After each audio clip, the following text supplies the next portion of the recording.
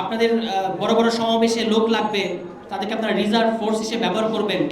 এই রাজনৈতিক দলের গুন্ডারা আপনারা জানেন যে এটা কিভাবে কি ঘটছে, তারা চাঁদাবাজি করতেছে। আমি আশা করব যে তারা যেহেতু তাদের কিছু কর্মসূচি নিয়ে এখনো কাজ করছেন, সেখানে এই প্রশ্নগুলো থাকবে যে শ্রমিকদের একটা গণতান্ত্রিক রাষ্ট্র, যে গণতান্ত্রিক রাষ্ট্রের কথা আমরা বলছি, মানে শুধু ভোট দিলাম 5 বছর পর পর একবার, এই ধরনের গণতান্ত্রিক রাষ্ট্র না। যে এই গণতন্ত্রটা আপনি আপনার প্রতিদিন, মানে নির্বাচন তো থাকতেই হবে, কিন্তু প্রতিদিন আমাদের জীবনে আমি টের পাই যে আমার রাষ্ট্রটা গণতান্ত্রিক। এই ধরনের একটা রাষ্ট্র করতে গেলে সেখানে শ্রমিকদের স্বার্থটা কিভাবে নিশ্চিত করা হবে, শ্রমিকদেরকে আমরা কিভাবে প্লেস করবো এই ধরনের রাষ্ট্রে, এই প্রশ্নটা আমি মনে করি যে বাংলাদেশের এনসিপির কাঁধে, এনসিপির যে শ্রমিক উইং আছে, সেই শ্রমিক উইংয়ের এটা হচ্ছে একটা প্রধান কর্তব্য বা প্রধান দায়িত্ব যে তারা এই প্রশ্নটা অ্যাড্রেস করবে। তো সেটা নিয়ে আমি যতটুকু জানি যে তারা কাজ করছেন, আমরা আশা করি যে খুব শীঘ্রই তারা এই ব্যাপারে আমাদেরকে পূর্ণাঙ্গভাবে একটা কর্মসূচি কিংবা প্রস্তাবনা দিতে পারবেন যে গণতান্ত্রিক রাষ্ট্রে শ্রমিকদের অধিকারটা কীভাবে নিশ্চিত হবে। এবং শ্রমিকদের অধিকার বললেই মনে হয় যে একটা সমাজতান্ত্রিক রাষ্ট্র করে ফেলার পরিকল্পনা চলছে। ব্যাপারটা কিন্তু একদমই সেরকম না। গণতান্ত্রিক রাষ্ট্র, কোনো রাষ্ট্র গণতান্ত্রিক রাষ্ট্র হতে পারবে না যদি সেই রাষ্ট্রে যারা মালিক শ্রেণী আছে, যারা পুঁজির অধিকারী, যাদের টাকা আছে, তারা শ্রমিকদের স্বার্থটাকে নিজের স্বার্থ মনে না করে। এবং এইটা বাংলাদেশে আমরা দেখতে পাচ্ছি যে মালিক শ্রমিক যেমন একটা দ্বন্দ্ব তৈরি করে রাখতে চাওয়া হয়, এই দ্বন্দ্বটা অবশ্যই কিছু স্বার্থগত শ্রেণীগত দ্বন্দ্ব তো থাকবেই, কিন্তু যতক্ষণ পর্যন্ত আমরা একটা রাষ্ট্র প্রশ্নে কমন ইন্টারেস্টের জায়গা বের করতে না পারবো যে কোনটা মালিকেরও স্বার্থ, কোনটা শ্রমিকেরও স্বার্থ, ততক্ষণ পর্যন্ত আসলে আমরা একটা গণতান্ত্রিক রাষ্ট্র গঠন করতে পারবো না।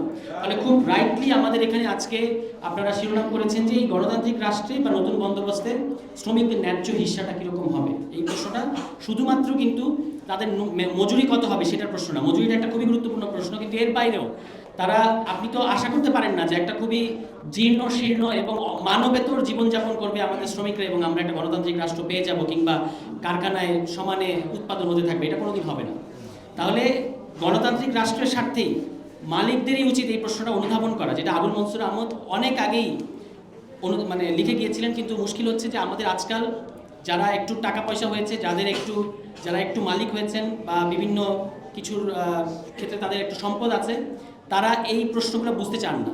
তারা শুধু মনে করেন যে টাকা দিয়ে তারা সমস্ত কিছু কিনে ফেলতে পারবেন, কিন্তু শ্রমিকের স্বার্থে এমন জিনিস যেটা আপনি টাকা দিয়ে কিনতে পারবেন না। তাদেরকে একটা সত্যিকার অর্থে আপনাকে একটা সেই রকম জীবনযাপন দিতে হবে। এবং আপনি দেখবেন এখন যে বিদ্যমান যে রাজনৈতিক দল আছে, আজকে এই সংবাদপত্রে প্রকাশিত হয়েছে যে এখনও বাংলাদেশের 6 কোটি শ্রমিক হচ্ছে অপ্রাতিষ্ঠানিক, তথা যেটাকে আমরা ইনফর্মাল সেক্টর বলি, হ্যাঁ, অনানুষ্ঠানিক খাতে এখনও 6 কোটি শ্রমিক। এত বিপুল সংখ্যক জনগোষ্ঠী, তো যারা নির্বাচনের মধ্য দিয়ে ক্ষমতায় যেতে চান, আমরা তাদের কাছে জানতে চাই আপনাদের পরিকল্পনা কি প্রস্তাব, কি জীবনযাপন দেবেন তাদেরকে। শুধু 5 বছর একবার তাদেরকে ভোটার বানাবেন, এর বাইরে আর কি পরিকল্পনা আছে আপনাদের, আমাদেরকে জানাতে হবে। এবং তাদেরকে আপনাদের বড় বড় সমাবেশে লোক লাগবে, তাদেরকে আপনারা রিজার্ভ ফোর্স হিসেবে ব্যবহার করবেন। এর বাইরে তাদেরকে আপনারা একটা একটা সম্মানজনক জীবন দেবেন না, মর্যাদার সম্পন্ন জীবন দেবেন না।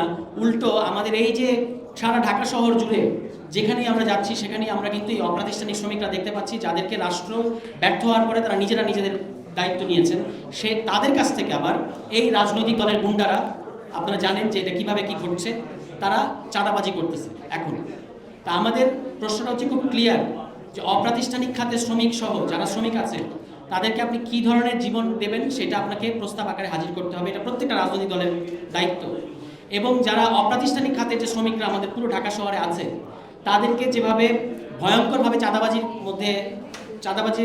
মধ্যে ফেলা হয়, এইটা থেকে কিভাবে তাদেরকে আমরা বের করে নিয়ে আসবো, এটাও আমাদের একটা কনসার্নের জায়গা।